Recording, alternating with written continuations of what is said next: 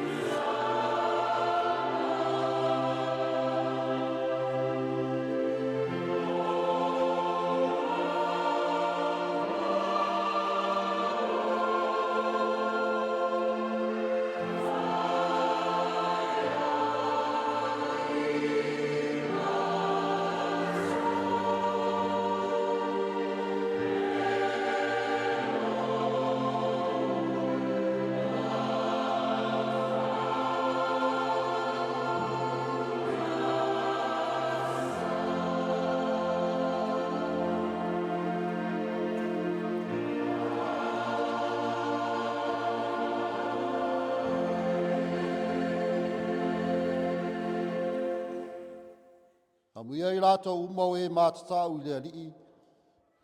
O e sa vavali o nā ala. Wa e te ai mea ngā lue ai o lima. E ia te oe le manuia. E ia te oe fo'i le lelei. O le tatalo mo le nganga paia. Tātou ifo ma tatalo I le atua. Le atua ato rutasi paia e. Le atua le tamā le alo ma le nganga paia. Waudu fale mai, lo a inga malawe kale sia I whanunga le leio le leitai au fau. Ma mātou talaia Faitoto'a lo malu tāpuai. Ai uru fale malimi ngā o se I osi le taulanga o le whaafetai. Le whaamanu ma le whaanetanga. E sula ai lo wa lofa wa te lea mo I mātou. A pangale ali e, Ili anga waa whale anga I o luma. Ma le tala whea unga lo mātou whaatau waa malo ma malu siri ese. Ala leo la mātou mua I te talo ma ai oi le mana o le anga pa ia. Ina seia fio mai e tau tō rua ina lo mātou vai. Ma ia ina o mātou loto tāpuai. Ina ia mana le tāpua inga ua whaia nei. Ma ia maa lia I lau whaafonga. Ia wai mea uma I le wha siri ina o rou lava vi inga e wha vavau. I le suafa mamalu Yesu ke riso o Matū te talo ai nei. Amen. Tātou vi le atua I lona vi inga e lua. Lua le vi inga o le atua tātou te pepese ai.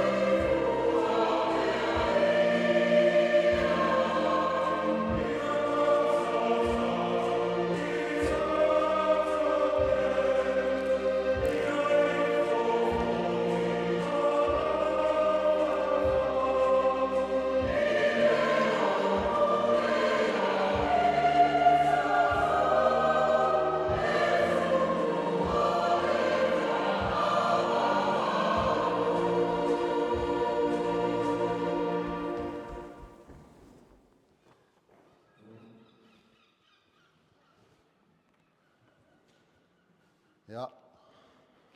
O Manatu e. Whaonga ilan lia vanoi. Whai sintala mo tātou whanau. Ia wai leo tō mamau fo ia e tu amatari ia onga. Ya. Whapea fo leo na ngā solo tu ia tō whanau ia onga. Ia e. Se uman whamatala le tala na irola i o leu tala tātou tala. Ai o le tala i whapea.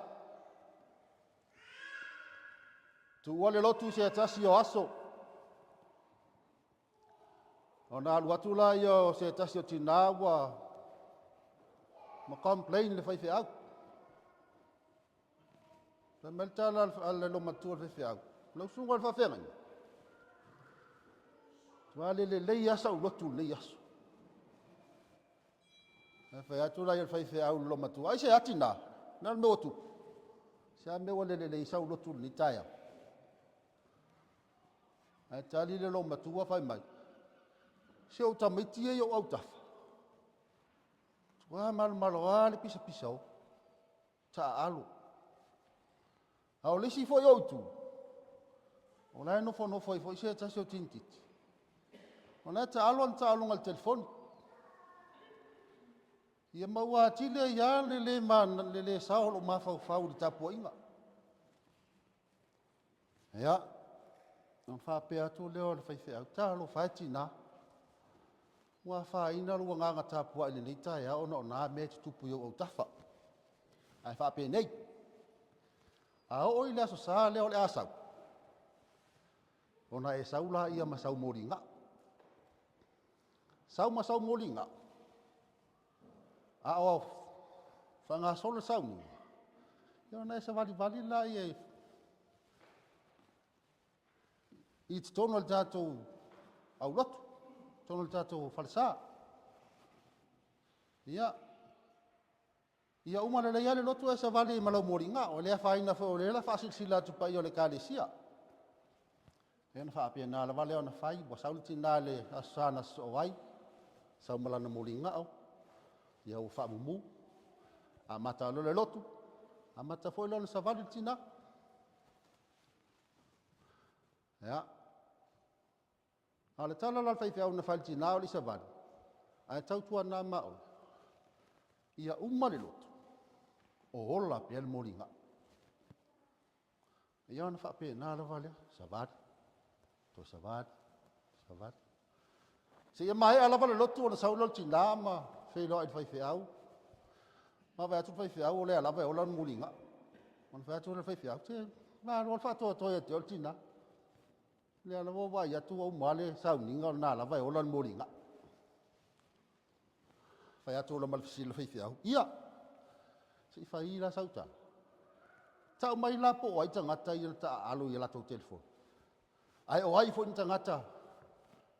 Na tala no le taimul Sauni. Ai fai mai le tala le lo matua. Fa mari atu la sunga fa fenga. O tele i loa. Fa pe atu le fai fai. Ai se ame o ele iloa. Tānil tina.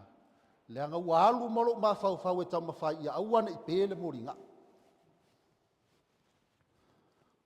Ia o talana mo tātu tamiti. Ai se ana le iloa il tina le tangata o lo ta alo lisia sa le inunga le telefoni mawhai i matala noa le teimele lotu. Le anga fo i o le ua focus le tina lea i le moringa. Kape nā leo langa masoi fuanga o lo tātu iei nei. Ei me te tupu o tātu au tafa.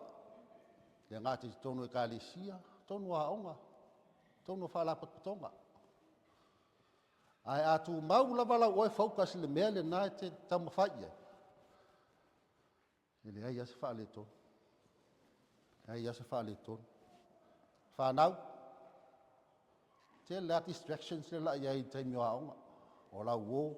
On the telephone, on the internet, social media, everything else. But stay focused on what you do. Stay focused on your studies, and no doubt you will succeed in the end. Pena foi perto to mai tatu lotu. Focus pe tātou wā tātou mai le lotu. Lea tau te focus o mai ate ai. Focus o mai le atua. O ala wala me tupu tātou au tafa. Me sao lavo tātou nganga mo tātou mawhau le tāpua ima. Awa le la tātou focus o mai le atua. E le isu ia lava le focus a Yesu na ua fio mai le lalolangi. Tasi lava le mea na tun mata e Yesu, o le whātau uina o le whaoltanga. Tele tangata na taun whae tina le wha moe Yesu, peita. E le imaro tangata na. Na tau lava le wha moe Yesu. Alan tau lava i nungul sātau. Mā ngaloi oe, mā ngaloi iau. Tātou maoi le ola e wha vau. O tātou, mea manuia maiti, mo le sao ni atu le. Ia onga nama sina pēhau ina. Lea ngal tōtu e vai mai fōi reia te au, en tātou wala fōi la ia mo nisi fōi o masina stele. Ia e manuia fōi pai al tātou e kādesia, fe au mga luenga o le alo atu iai. Tātou focus awa le tātou tautua. Wana manuia la wale o tātou wha moe moenga. Lea tātou talo le wha fitai, tātou e senga. Ma mori niso tātou manao i le atua. Tātou ifo, ma tatalo i le atua. Le atua pa iai, e mamalu masiri e se lava la ua fio, le atua Pulega Aoao. La ua fio sa i le amatanga, o le aso ma i elua.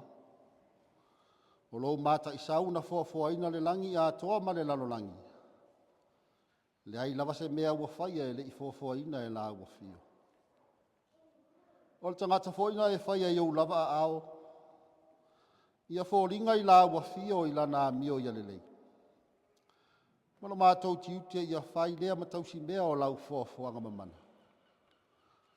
Whawhetai tele lo walofa muti vale. Lea ua mātou au lia fia ai nei Aso Sā.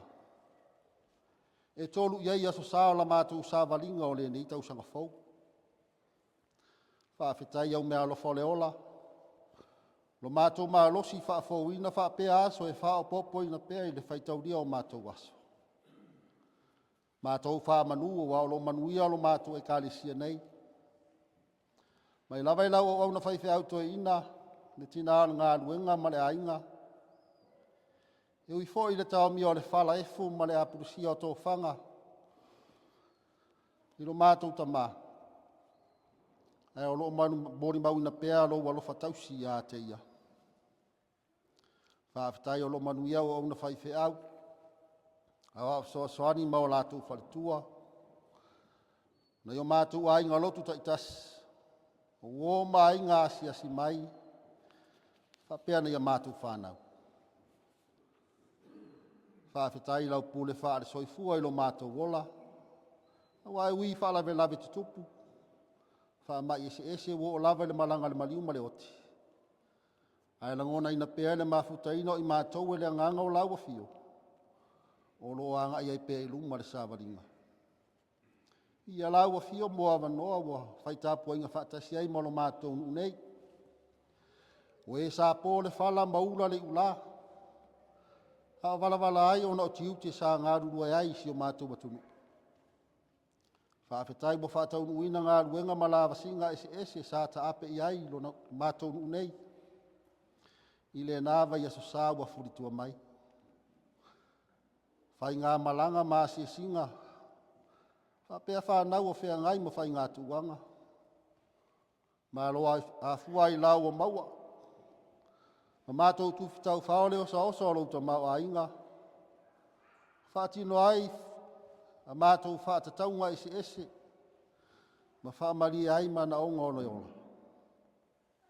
Whaafetai mō Niusila nei.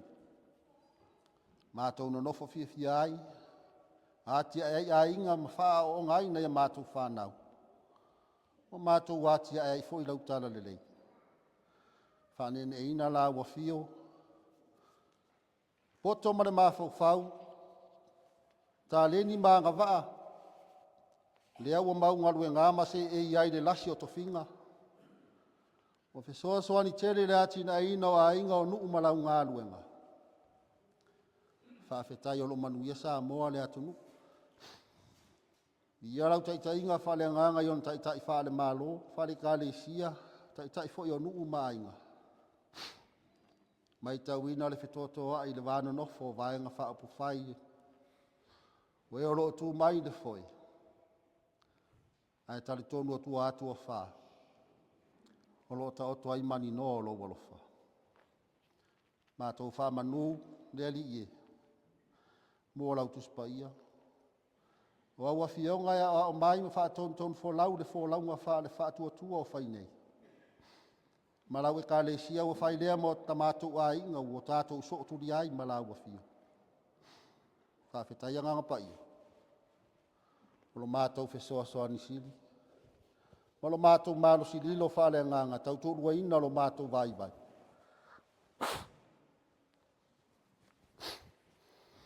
Sili faafetai uma le faalataga na e saunia mo le lalolagi atoa e ala lē le soifua paia o lou alo Iesu Keriso. Na maliu ma toe soifua manu malo o lo matou ala i malo i le manuia faavavau ua mae a saunia. Pea fai matou te faatuatua ma salamo faamao. Tumau i lauafio o le viiga faamanū ma le faaneetaga nei ma seia o lava i le faavavau. Le atua e tonu ma faamaoni au faamasinoga. Faafetai le telegese o lou Aso Sā a o lou alofa e muamua pea i taimi uma. Lea e tele o taui mai e tusa ma matou amio le tonu. O matou toʻele i o luma i le agaga maualalo. Aua e agasala le tapuaiga nei. Matou soli le vatapuia ma lauafio. Ona ona faitau foʻi auafioga paia e matou tele o sa vavali ai. Matou iloa o poloaiga e matou tele o olaina. O le ai se faamaoni i faatinoga o valaauina ua galulu e ai. Tele foʻi o taimi ua matou fao le viiga e tatau ma ono i lauafio. Ma ua faaaogā sesē tofi ma tamao aiga na e foaʻi mai. O matou manatu faapito ua tataomia ai le olafia tau mafai o nisi. O matou faatoʻese lo matou atu ai. Faamagalo le vaivai o lo matou ola tatalo. Faatoʻese ona o le solomurigofia o le ola talitonu ma le tuuinanau ua pauugofia e. Faapalepale mai ma faamagalo le ifoga nei. Le toto paia o Iesu Keriso o lo matou alii ma le faaola. Tatalo ia faia ni loto fau totonu ia i matou. Ma aoaʻo mai pea lauafio ina ia faamaoni lo matou salamou. E fulitiua ai o matou vaivaiga ae sagaʻi ane fai lou finagalo. Le atua a faafofoga tatalo ai. Ona o lauafio e mali ai o matou loto i mea lelei uma. Tatalo e te faamanuia i lau auauna faifeautoeina le faletua ma le aiga. Ma ua le soifua malōlōina le tino faaoloina pea i le mafaufau ma le tumu faaleagaga. Faamanuia le lagolago sua o auauna faifeau o aʻo fesoasoani ma le fautua ana i o latou faletua. Talo mo aiga lotu taitoʻa tasi se e faamanuia i tofi ma auaunaga ua galulu e ai. Talo mo fanau talosia tono o galuega o aʻoga taaloga ma lau tala lelei. Le ngata i Niusila nei e whapea fo'i atu nuu e mamau. Whamanuia ma leoleoina mai mai ma whaososonga. Lo whangia a inga mauou o mātou whaitapu inga whaatas. Tai saonga le mu i ala uma. Pe ata ape atu i nuu matofi. No fuanga wa hau mawai. Talo mo lau whaamalo longa i o whaatotolia i ngase ese. Pe o nai whaatotolia aisi o mātou ta mātou ina i le whare mai. Ta mai a maka i ai o tangata mātutua. O nisi foi o whaatotolia i maota malawa. Te talo le mana o au vāwenga i te toi whaafo isi ai le malos. Lo whangia whai lele ma pepe fau. Whapea foi tina wa whaamanu ia ina i au mea lo whatangata. Ia tausia ma pelepelea i au au. Whamawhanwhanaina i lātou o maua i whaanoa noanga o no le malanga le mariuma le oti. Manisi foi o mafuanga o mātou le maua. Lalolangi o whenga i pēr mataua ma whe ese a inga. Te talo i whesoasoani lo mana mo se while mu. Ha whianga o moto le Pasifika mai suingo le tau. Pui ma whamanuia la ua whio i ate i la tau. Whamanuia sa molo Mātū Autu nuu. Ona tai whaale Malo, whaale Kalesia, whaala Potonga, pisi nisi maala ngā manuia. Ia whaasoporia i ona tangata anu. Musu ina pēe lo wanganga sui o le pāle mene a Samoa. Ina ia toa pēle tai e sao mauri ai le safo lau o loa Mātū Autu nuu. Talo mo le Kalesia o au mana fuafuanga tau amatalia o le nei tausanga. Awari tia e la ua fio fonutanga komiti o loo wha ngā solo. Hamanuia la ua fio ia Niusila nei, o lana whainga Malo, so se Kalesia wha pēa wha la Potonga ma o mnanga ese. Ia tupu maola ana tīnae. Te pēa le te mau a inga molo Mātū wha langolango i ai. Wha tu mau ina pēa le nofo le lei ma le whea alwhani inga utangata. Mona nofo mau ai. Stei mio Mātū wha longolongo. Ia ua fionga la unga la ua fio e ala i la au na whatau wa. Tala la Mātū wha longo i langona ina pēa lo whetala i mai. Ia tā nganga la ua fionga fola i so se whata whaitau langa. Ina ia tupu pēa lo Malo. Wa Mātū te talo ia le atua. Tasi matatalo le loa o le loto le tangata la vaia. Ia whaia pēa iai lo fina ngalu. Ai le o Mātū loto. Ia rātu ia Iesu ke riso lo Mātū ali i ma le whaaola. La Mātū te talo le na o hao i Mātū le te talo lo Mātū ta mai o le langi. Pa ia lo suafa.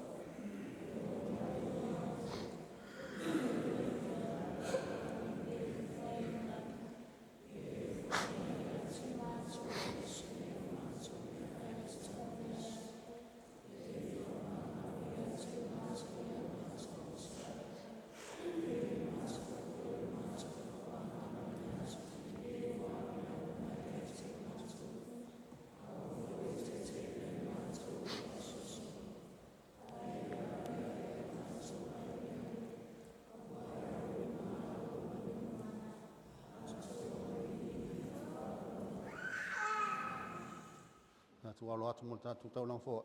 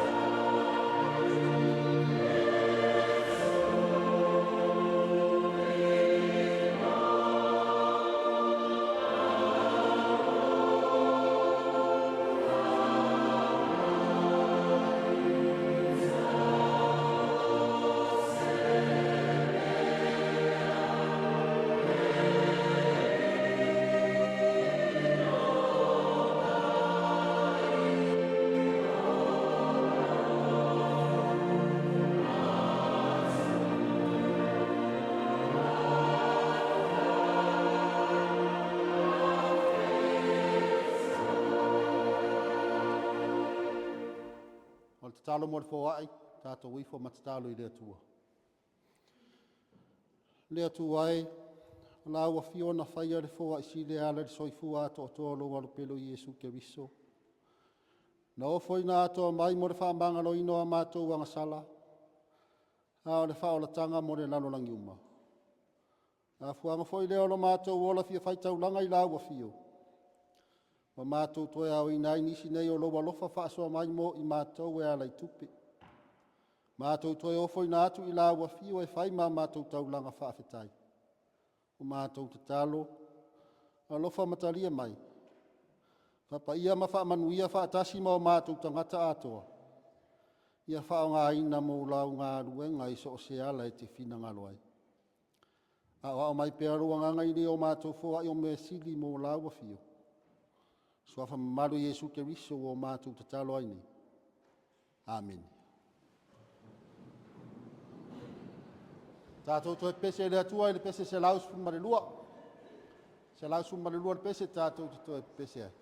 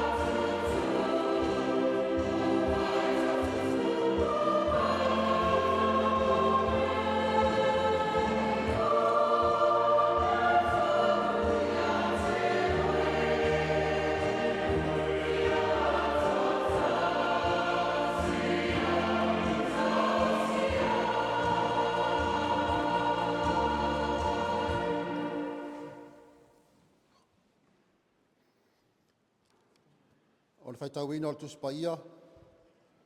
Tusi wa whiriwhiria mai le whainga tuai. Tusi e soto o lona tau pe tot. Tātou whaitau whelafalafu ai mai le whai upe ono. Si e whaangata mai le whai upe vādu. Our Old Testament reading is taken from the book of Exodus, chapter 3. Reading responsively from verse 6 to verse 8 from the Psalm 1 translation. E soto o lona tau pe tolu tātou whaitau whelafalafu ai mai le whai upe e ono. Whaangata mai le whai upe valu. Whawhanga mai ai awhionga pa ia o le tātou atua. Wa ia whapea mai foi. O le atua o Lautama. O le atua o Abramo. O le atua o Isaako. O le atua foi o Iakopo. O na ufitia lea i mose o na mata. A ua fefe i vai atu i le atua.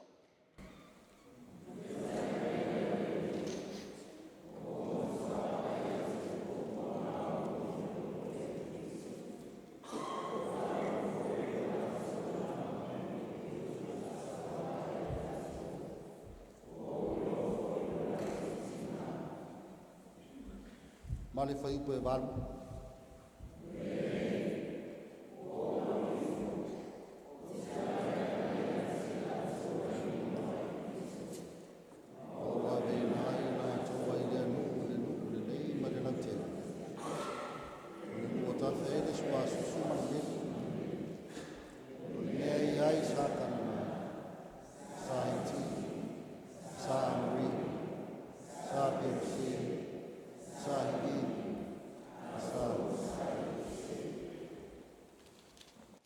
Tusi mai le whenga fau.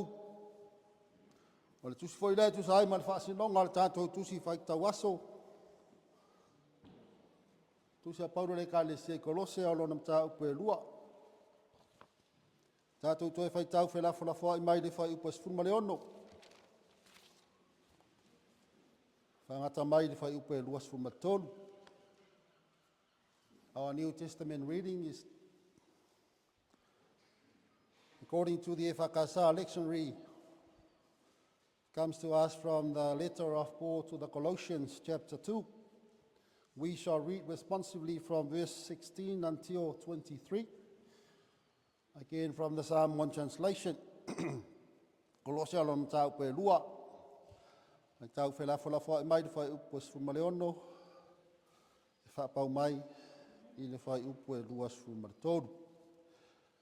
O le nei, au ana i whamasino atu se tasi a te outou i mea e ai ai. Po o mea i nuai. Po o mea i o tau saminga. Po o masina whatoa vaia. Po o sapati.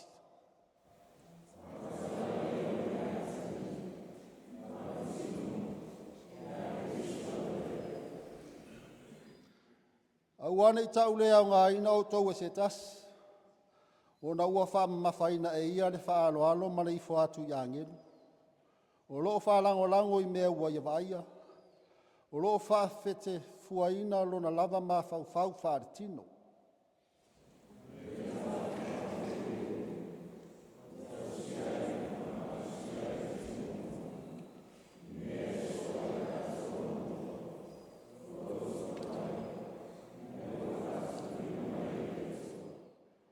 O le nei, a whai wautou oti whaatasi ma ke riso ia itu o le langi ma le lalolangi. Se ale mea tau te sāwa wari peisea i wana nofo pēa o tau i le lalolangi. Se a fo i le mea tau te usi tai atu ai whaatonunga.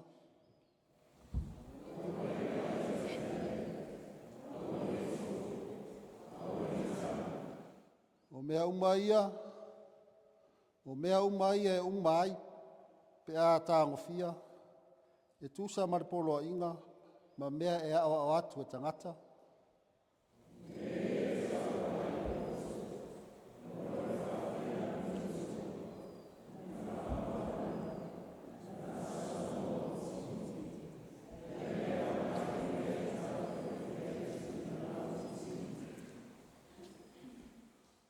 Pamanui mai lea tua ala tātou whaitau, ma whanongolongo i niso ana whionga pa ia. Tu mau atu pe ia te ia le vi inga le whamanu ma le whanetanga. Nei maso o masi o le whavavau lava. Ameni.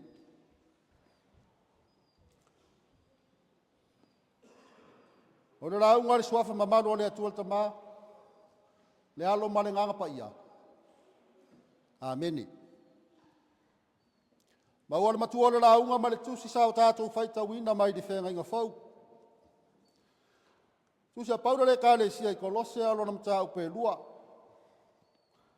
Ai wau whau ngā ina le whai upe lua se fulu ma le whai upe lua sumatasi. Whai ma matua whaafonga le auto e whaitau ina. O le nei, a whai wau tau oti whaatasi ma ke riso ia itu o le langi ma le lalo langi. Se ale mea tau te sawa vali peisea i wana nofa pea o tau le lalo langi.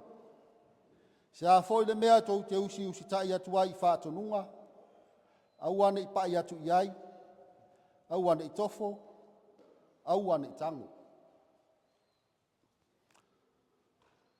O le Manatu Autu, o le nei Aso Sā e tu sai ma le whaasinonga le tusi whaitau aso e whapea. O se tangata fau, sa o loto mai le tuana'i. A new self, free from the past. O se tangata fau, sa o loto mai le tuana'i. Ina o umona whaia o le urua i tangata. O ia lava o se tangata fau. O na tūle iai e le atua. Le sa o lotonga e whiri ai.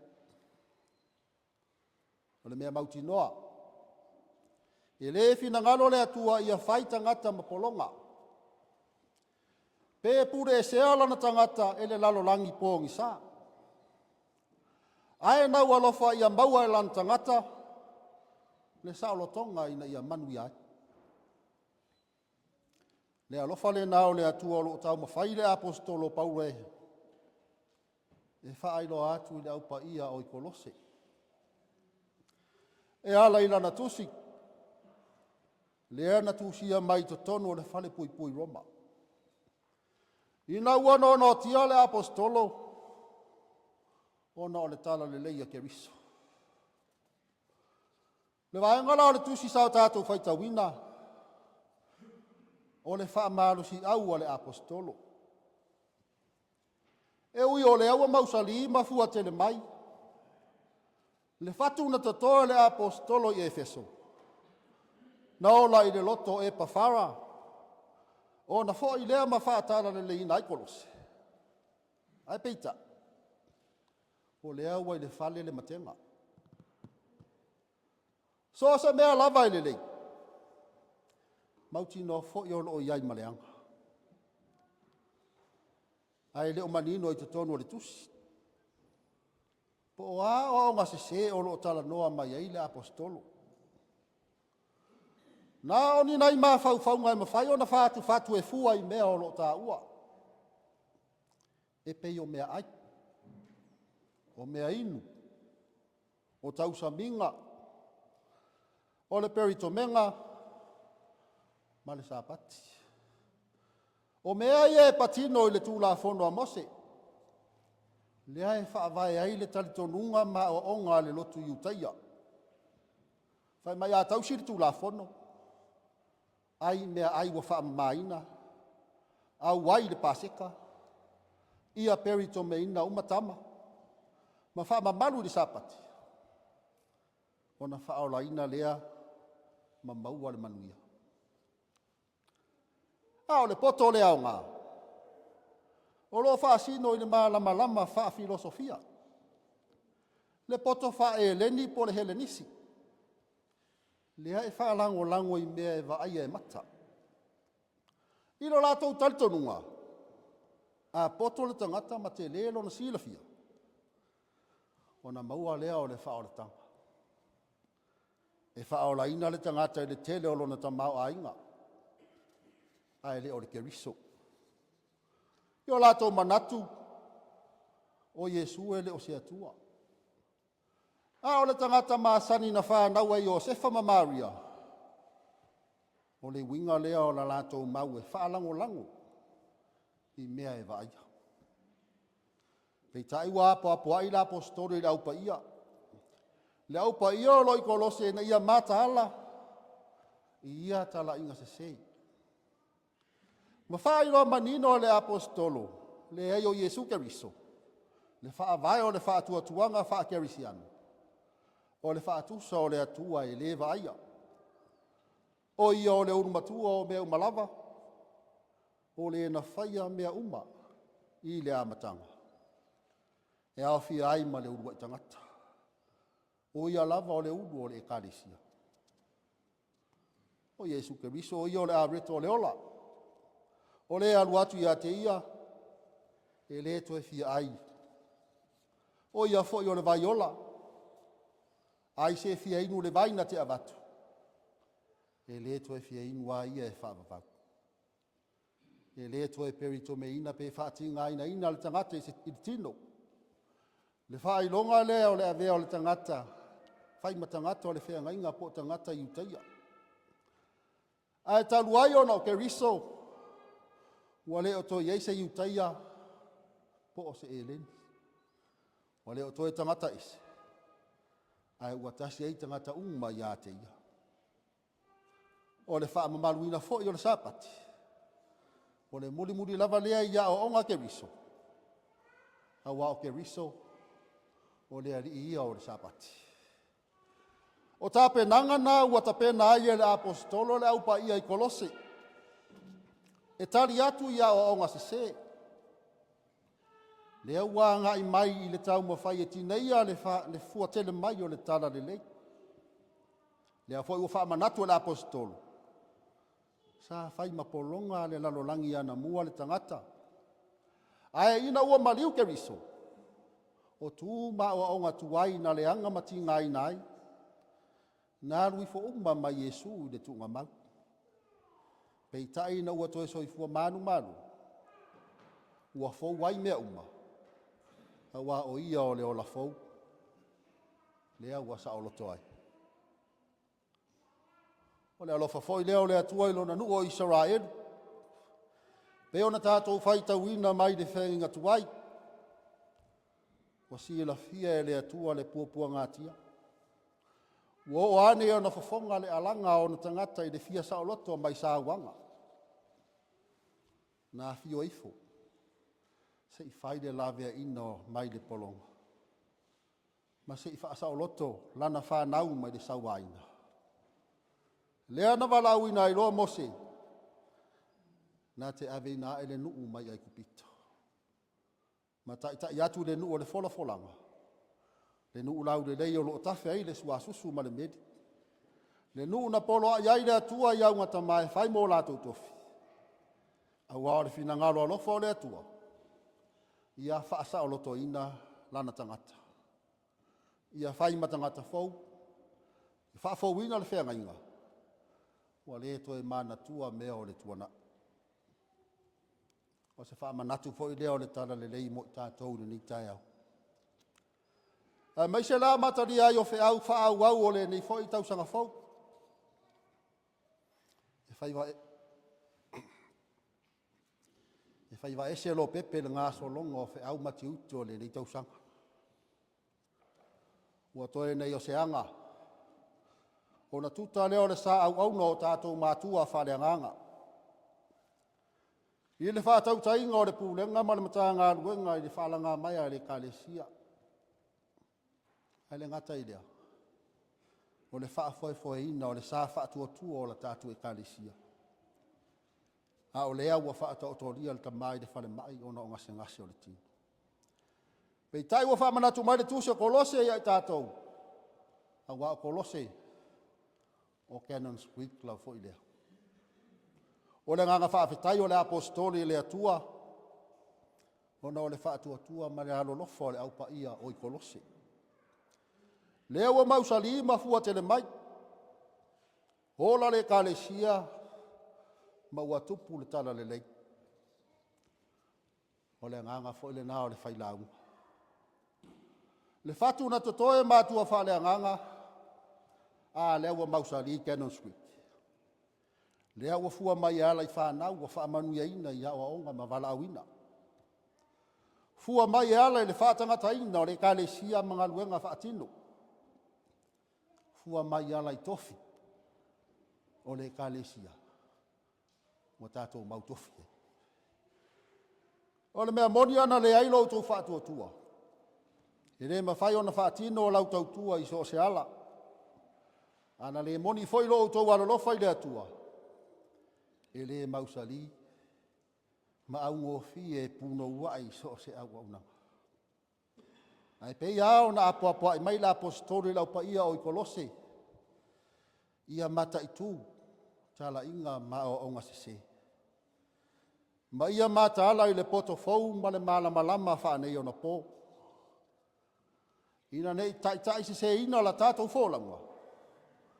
Ona vale tu lima leo manuia osa o le atua ua tātou sapi ai. Wa o onga matala inga se. Na te tupu ia kolose I ona fo I aso. O lea lava e mai tau ina I o tātou fo I tai. Pe ona fai mai le tusi o fai la unga I le ai ase mea fau o I lalo le la. O mea ua uma o na tupu e toe tu tupu fo. A o la le apostolo. O le nei a fai wa ia ke riso se tasi. O le tangata fo ia. Wa mawae le o la tuai. Wa mawae mea tuai. Wa faa fo wina mea uma. Wana maaria I leo le anganga la ia I Samoa. Tātou o le koutu luma lava. Hau le tangata ua fau ia ke riso. O le a lava me faa fisa la vei le sāwaringa. O a fo ilu I tau ma faa fi tau le tutupu mai. E toa pea lava. Ma ngai pea I luma. A ua mausari le fatu atua. Ma ua tupu la ua laola ai le tala lelei. Fatu atua le tutu maua I le alofa I le atua. Le matai o le ngālua. Apostle Paul penned this letter to the Colossians after he had received the report that the church was struggling with the Christology heresy. The report came from Epaphroditus, the leader of the church at Colossae, and a convert of Paul's from his more than 2-year ministry in Ephesus. The church at Colossae was under attack from false teachers who were denying the deity of Jesus. They were teaching that he was not an actual God. Though Paul had never been to the church himself, he addressed these issues head on. It was critical to him that this church know God in His greatness and glory rather than in a deficient way given by them by false teachers. In this letter, Paul described Jesus focusing on Christ's preeminence as sufficiency in all things. Paul presented Christ as the center of the universe, not only as the active creator, but also the recipient of the creation in his taking on of his human flesh. He has reconciled all things to himself through his death on the cross, making believers alive to God and setting them on the path to the right living. O Yesu Keriso, na fio mai e whaasa o loto le tangata mai le tuana'i. Ma whaafowina le tangata ua tuai o na o le angasala. E ala ilo na maliu mo lon toe soifua manu malo mai le oti ma le tunga mau. Tu mau le tuolo na lava vi inga le whamanu ma le whanetanga. Nei maso umasi o le whaavavau lava. Amen.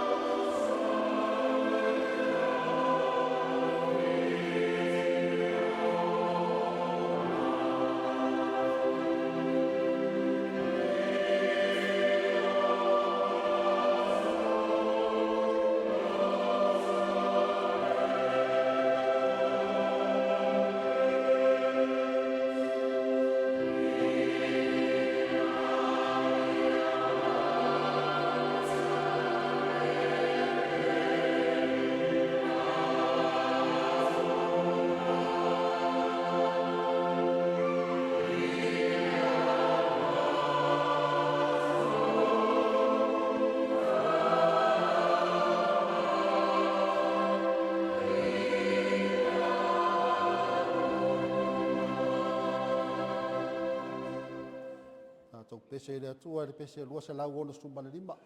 Lua se lau ona sumana lima pese tātou te pese.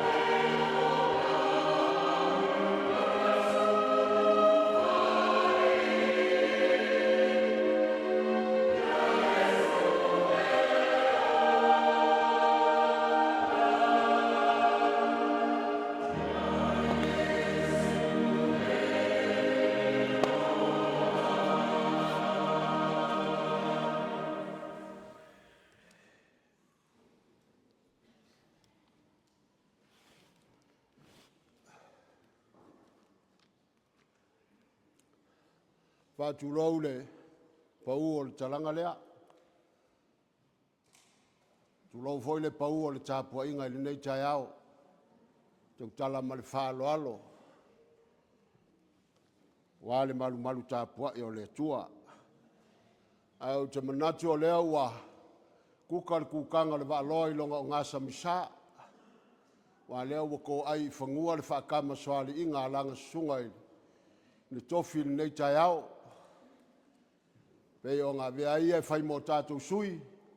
Se sula le alofa ma le anga le lei whai pea o le atua. Tau ia ina ia tū mau atu ia te ia lona vi inga. Nei se ia o i le whaavavau lava.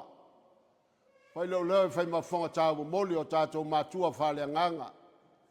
ai mai se le paia maulunga o le tāpua inga whaleo le nganga le whamalo ma le whaafitai. E ala i tāpenanga mai e a lau sunga. Le au whaafonga manmanino le tāpua inga le nei tai au e ala i le tua lalo le tāla le lei. Ia tauia o se fatu e pau le ele le lei o soane ai se moe moe fou o le ola whaale nganga o tātou tangata. Ia mauani a nganga wale atua malona malo a la mātou te talo tō mailangi ma whaatumu la utu i au penga le ngā luinga a wātofi ma tiutu o wala wina ilo lua soi fua. Whailo le whai mawhanga tai tai o le tāpua inga whatalo whatua ili pa ia maulunga o le tātou tāpua inga le nei tai au. Nisi o tātou usua malo mo whai whai o le tātou lo lotu whaatasi o a mafuanga o a fuanga o mafua ai le nei tai au. Anga le leipea le tua. Fea se taime o le a tātou to e tau mawai ai mo fo i atu i nuu mafio anga o a inga o lo whaamuli mai. Mua au muli au le atua i ala o le a wia. Tā lofa ia inga lotu uma o le tātou au lotu nei. Mai lava i maunga te tele o lava i se pito o la tito o le tātou au lotu. Malo le malanga manuia, malo le whaatoto'a. Whaafetai tau tua i le atua malona finangalo. E ala inga luenga whaatino le nava i aso o tuana'i. Ia. Si lava noe. Mule ngā whaatai pai al tātou e kāresia. Tu sai mal tātou mawhtanga le nita e au whaatapo inga. Ia, whaatai. I le mawhtanga tina. Ia mol tau te wina le tātou mau tāpua. Whaatai fo i pai o lau whaipesi. Ia mō vi inga. Ia e whaatai. Ia mol whaamalo si mai. Ia ai... Nā le teimi tātou te tau mawai ai, o nau nisi foi ala le mafuta mali tātou na. Ia. Pena ona tu iwa le tātou wā. I mātou voi sā mua ātou noi. So soani mātou au wai tu sā mua tau fōfō, tātou whawhita au ria, wa tātou whanongoni ia. Ia e, anga li pēlea tua, le pai o le tātou e kādesia. Ia meisi le whātau tori ai o tātou tamā. Whale mai. Ia. Anga le lei, ia tauru. Tani mai le anga lei ma le lofo le atua e ala i waila au. A fo isi al maalosi tātou whaktoe whailoa i eisi aso o lumana. Ia e mātou tia lofa tele mō tau. Ia au la tātou whai u le talo. Al manuia marfi le mū o la wafio le atua tamā. Le lofa sisi le eso Jesu ke riso lo mātou ali i marwhaola. I le mana maftanga whai pēa ma la wafio anga pa ia. Tumu mai o mātou lunga malunga o lau whanau le lanulangi atoa, nei māso uma, si o lava i le whaavavau lava. Amen.